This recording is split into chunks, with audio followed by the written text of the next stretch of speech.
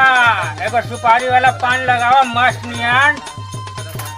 ए बुढ़ऊ मुझे बता बा सुपारी वाला पान पीबो। अरे बुढ़वा चुप, तुमको ज्यादा पता है। बस ए बुढ़ऊ रुपया सर करता हो। चुप बांदर कहेगा।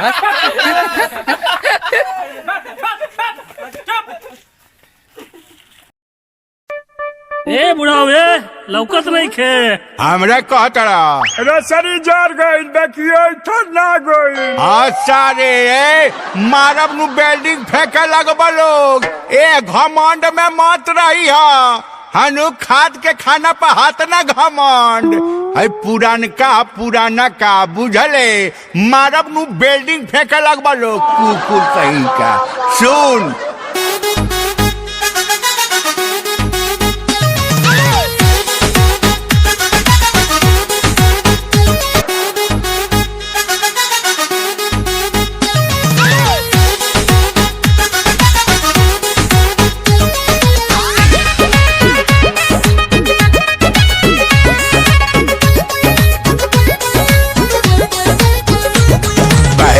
बुढ़वा करता है हमको बड़ा अखड़ता है। मालूम नु ओवरफ्लो कर लगवे। काहे बुढ़वा करता है हमको बड़ा अखड़ता है। काहे बुढ़वा करता है हमको बड़ा अखड़ता है। दूध दही खूब खइले बानी मन अभियो करे बम बम बा। बुढ़वा में बड़ा दम बा जवान का से ना कम बा बुझला। बुढ़वा में बड़ा दम बा जवान का से ना कम बा।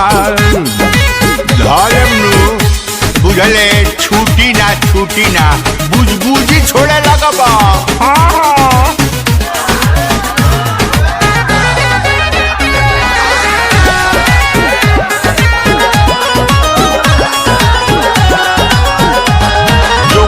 सकोगे तुम ओ करके हम दिखला देंगे। चुटकी बजा के हम तो छौड़ी ऐसे पटा लेंगे।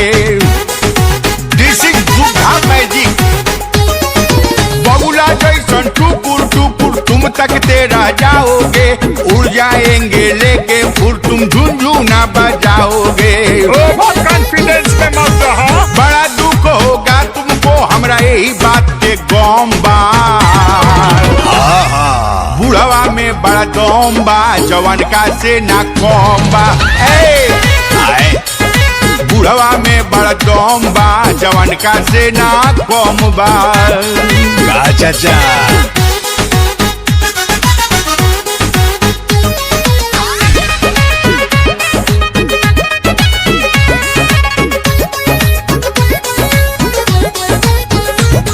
जब तेरे उम्र के थे हम अनगिनत गुलाटी मारे थे।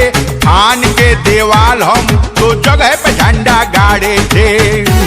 हमरा के हल्के में लेता लो है हमें तजुर्बा बचपन का। तुम हमारे सामने बच्चा है। हम है पागल केला और तुम अमरूद अभी कच्चा है। पसैला लग रहा है। मिटा देंगे हम एक मिनट में जो तुम्हारा भरम बा। बुढ़वा में बड़ा दम बा जवान का से ना कम बा बुझले। बुढ़वा में बड़ा दम बा जवान का से ना कम बा।